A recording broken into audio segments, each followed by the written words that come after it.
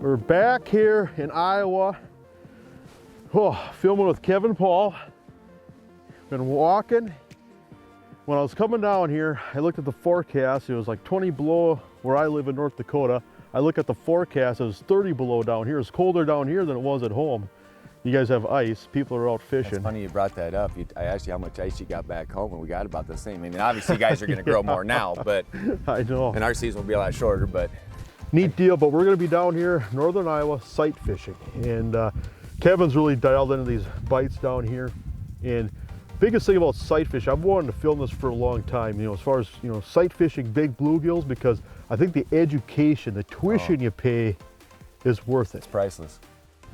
Yeah, and sight fishing bluegills, you're gonna be able to learn how they react, what they do, watch them smell it, watch their fins flare up. I mean, you can watch the whole thing, dude. It's pretty awesome. Yeah, and you got to do everything right. And so that's what I'm looking forward about this, is that hopefully we can showcase this, and it's going to be really educational. There's all kinds of stuff to learn. So awesome, let's do it. Cool.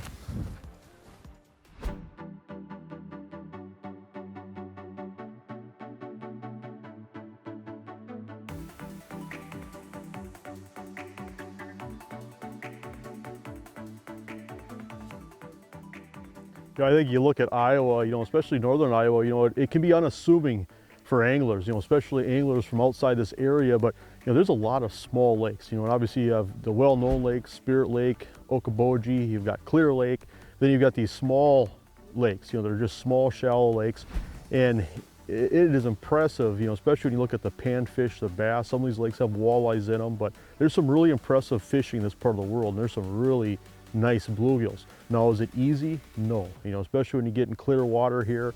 I mean, these fish will make you outthink yourself. I mean, these fish will psych you out, but it is a tremendous opportunity, to just catch some really quality trophy-sized fish.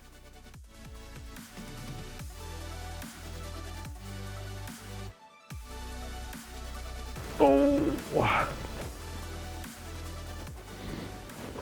It's cool, I can see them fighting down that other hole. Oh, come on up. Oh yeah, these are just quality fish.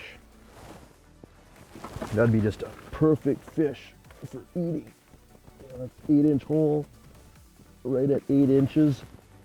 Pop that small jig out. Got just a handful. Today's your lucky day there. Need a new waxworm. I think what I enjoy or appreciate about this is just the educational aspect, in the sense that these fish are fussy, they're particular. If things aren't perfect, as far as your knot on your jig, using light line, that waxworm isn't just placed perfectly where it can just have the right dangle and flop, you're not going to get bit. And I tell you what, I think the lessons that you can take from this, you fish in deeper water where you're using a Vexilar and you can't sight fish, I think there's a tremendous education. I've often said, just fishing over the years, some of the very best panfish anglers that I've ever seen, whether they're, from northern Iowa or some of the guys out in Michigan that I've met over the years, that were really, really good. Almost all of them to a T cut their teeth on sight fishing really tough bluegills in clear water. And so what I appreciate about this is just what you can learn from this and what you can take from this when you're fishing different water.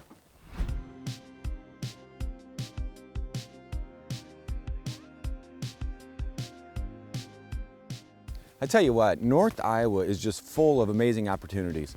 Being able to fish bluegills, crappies, perch, walleyes, I mean, yellow bass. I mean, we have it all right in North Iowa. It's pretty amazing what the DNR have done to the local resources with all the reclamation projects they have done. They have put a lot of money into these lakes. So when they reclaim a lake or do a reclamation of the lake, what they're doing is the DNR come in, they kill off the lake, they let it sit dormant for 1 year, basically just to let all the food grow and become more plentiful. And then once that happens, then they'll introduce some panfish. They'll let the panfish typically sit for 1 year, and then they'll introduce some bigger fish like a largemouth or a walleye or something like that. If you can find a lake near you where the DNR go in and do that process, you want to be there in about year 4, because what happens is those fish explode because the lakes are so full of food. When they first dump them in, like the ones that we're fishing here, they put perch in. Those perch hit 13, 14 inches Typically the lakes they're working on are sloughs, smaller ponds, shallower lakes. You know, some of the ones we're gonna be fishing are gonna be in that 4 to 5 foot range. They typically all have an aerator system too, so that's one thing you wanna keep an eye out for. But definitely get out, take advantage of North Iowa fishing. There's some great opportunities. Within 20 miles, you can fish 4 different species. It's awesome.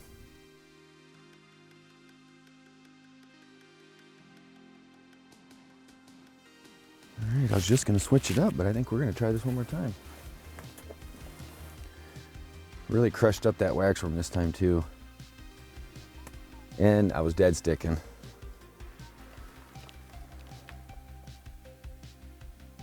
So, part of the reason why we do this, wait until you see the action this thing gives, guys. Crushing up that worm, and watch when I put this thing in the water. See the oils? I don't know if you can see the oils or not, but you see, look how much more action, and look how the pieces falling off. A lot of times during my trips, what I'll tell people is when you lower this down, be really careful, because if you don't, here's what happens. See the stuff that's falling off of there? That's the magic. That's what we call the magic. All right, let's see if we can get another one. Tell you what, if you get a bluegill coming in, man, if he comes in hot and he goes into the magic, you're gonna get him. He can't refuse. All right.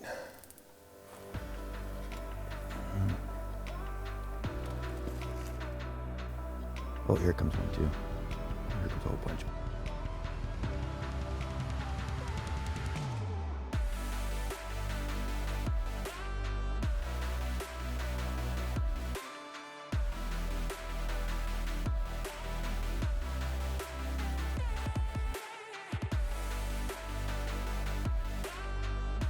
Fish on.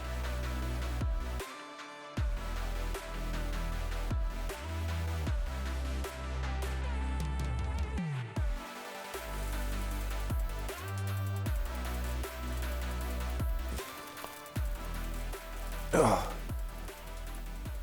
nice. That's a pretty one there. Beautiful color. Aren't they just gorgeous fish, man? Oh man, that was a beautiful fish. I've always fished with, you know, regular spinning reels, but being able to run a spooler or something like this is the Elite Spooler, helping with that line twist is a huge thing. I've noticed that already, because some of these fish, if your line is spinning at all, they are gone. So one thing you can do if you are having an issue with that, I've been just kind of dead sticking it off my leg here. And then what I'll do is you can actually just twist your line from here, and you can control that spin. So when you're looking down that hole and you see that bait, and if it's twirling really bad, you can just sit there, adjust it a little bit, and help slow that down, or at least help combat it a little bit. So that's the best part about fishing. It's just getting out there and trying to figure it out. There's times definitely that we wear out or welcome in an area, and just a matter of just shuffling 100 feet and just drilling some new holes. But show you here one thing I like to do. You know, if you're pulling your fish trap out and you got to put a lot of miles on it, what I like to do is do a little bit of modification here. So when you buy a fish trap, there's holes in the tub and there's a black rope, and basically that black rope goes through the hole and you tie a knot on the backside, and that's how you tow your fish house. And you know, if you're not going to tow it far, it works fine. But if you're going to put on a lot of miles, what I like to do is in those holes put 2 eye bolts, then just have clips where your rope can hook in the eye bolt, and then just use a lot longer rope. And so this rope here is probably about, oh goodness, it's got to be almost 20 feet long. And so by just having that long rope and then these clips, eye bolts, is just a lot easier to tow.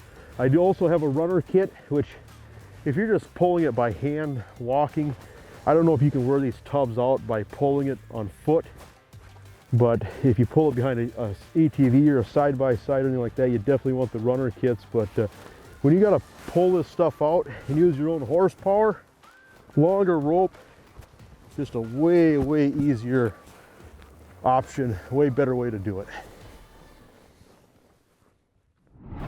There's another nice one. Oh, there we go. Check that out.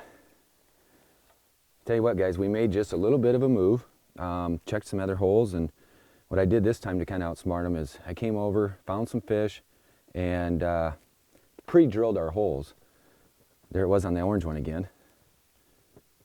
I might not even drop this one again. I might just go right back to that wax worm, give them something different to look at. But I tell you what, as you notice here, I got 2 holes in the ice.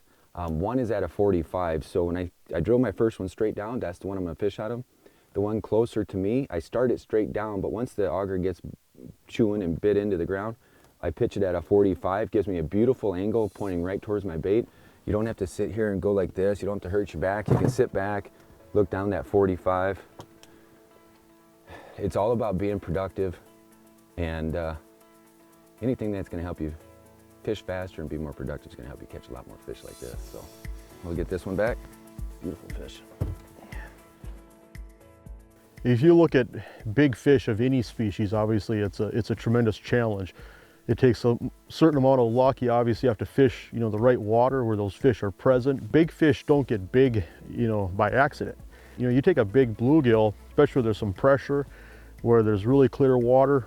I tell you what, that to me is as much of a challenge as any fish. And fish over 9 inches, fish over 10 inches. I mean, for a bluegill, that's a special fish. And obviously with a lot of these lakes, and it's becoming more and more popular with ice fishing, more and more popular with anglers in general, just selective harvest where, throw back those fish over 9 inches, keep those in the lake, harvest that 7 to 8 inch fish to eat. But I tell you what, these big bluegills are a challenge, but they're just fun. You take 1 pound test and you're fishing for a bluegill that'll break your line in a heartbeat. I mean, that's just fun, and it's a challenge. I mean, it's a sense of accomplishment when you hold one of these beautiful fish in your hands.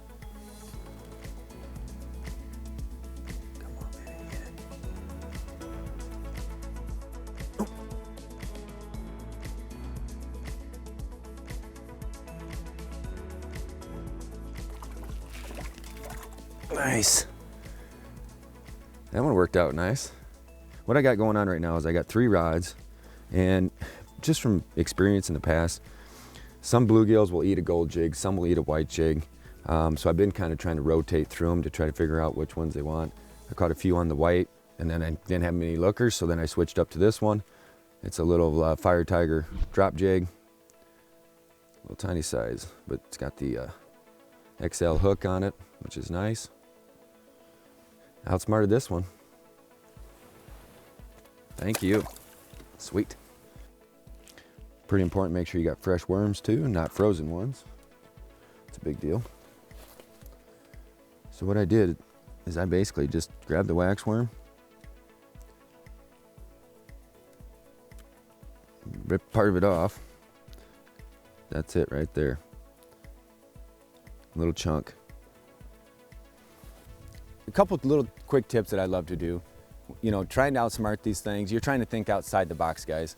I'll have 3 different rods sitting next to me, 2 rods, whatever it may be. I'll have something typically with the gold, maybe something with a white, and then I'll put something bright on. If it's chartreuse, orange, Fire Tiger, something like that. I'll have 3 rods, totally different, all set up, ready to go. One will be rigged with some plastic. One I'll use for my wax worm, and the other one, whatever I need to put on it. So it's super important for me. This is just something I've learned over the time between fishing over west at Okoboji and sight fishing there, or even sight fishing back home on Clear Lake. A school of bluegills that come through, only so many are gonna eat orange, because some don't like orange. So all of a sudden you catch a few fish on that. I like to just switch it up right away. A lot of times if I catch a fish on a waxworm, I don't put the waxworm back down. I'll put a different color bait back down because I'll catch a different fish that will come in. So don't hesitate to have extra rods sitting there. It's gonna help you be more productive, fish faster, and catch more fish. There's a nice one. Look at that, I just switched up to that orange like I was just talking about. And I'm telling you what, man, I did not have that down for more than a minute and a half, minute maybe. And I just knew it too. Sure enough, switched it up, gave him something fresh to look at, and they attacked it. He didn't even hesitate. Once he came into the hole and I could see him, he was straight to the bait. And actually, with this plastic, I was quivering it quite a bit too, giving it a nice, just like I showed you in the hole, how that thing was just quivering, all those little tentacles and stuff. Awesome. I wonder if they'll eat that again. Man, that didn't take long.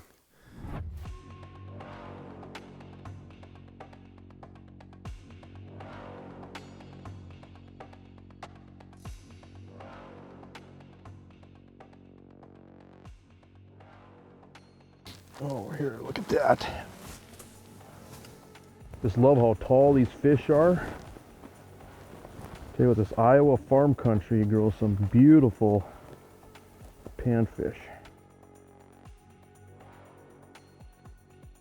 What's neat about this is, it came down here and just the amount that we learned in just a day and a half. Obviously we only have a half-hour show, as far as when we structure this for television, but the reality is that these guys that have been fishing this a lot, they cleaned my clock. They caught way more fish than I did. I caught fish, but they caught way more. And I was just trying to learn the whole time, trying to watch what they were doing, trying to, see what I was doing wrong.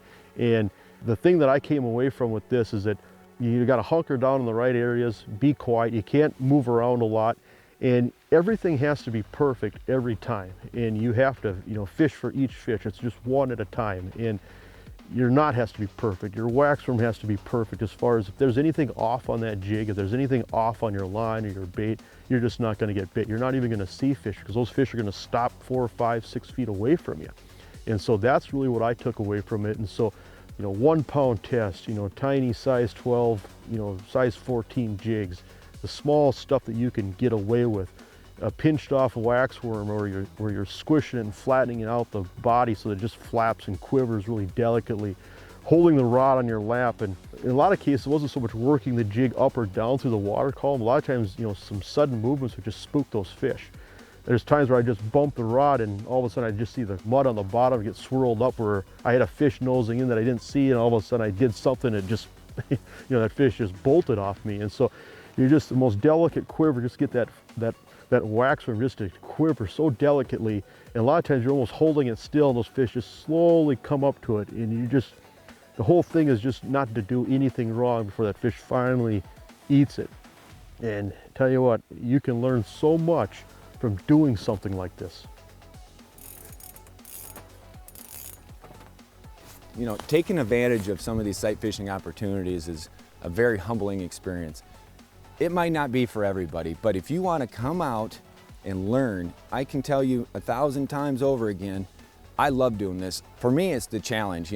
I love catching big bluegills. When you can actually outsmart an adult, mature bull bluegill, it's so rewarding. Once you get it dialed in and just watching those fish, I cannot stress it enough, watching the fish react to your bait. Pay attention. If you're doing one thing and he likes it, don't stop, Many times over again, they're gonna come up and just nose it, and they're breathing in the water and they're tasting and smelling that stuff that's coming into their face. Man, and all of a sudden, dude, it's lights out, it's hammer time. Set the hook, pull them up, and there's nothing more rewarding than catching a giant bluegill, especially ones that are tougher to catch. When you can outsmart those fish, man, it's so rewarding. It just puts a smile on my face.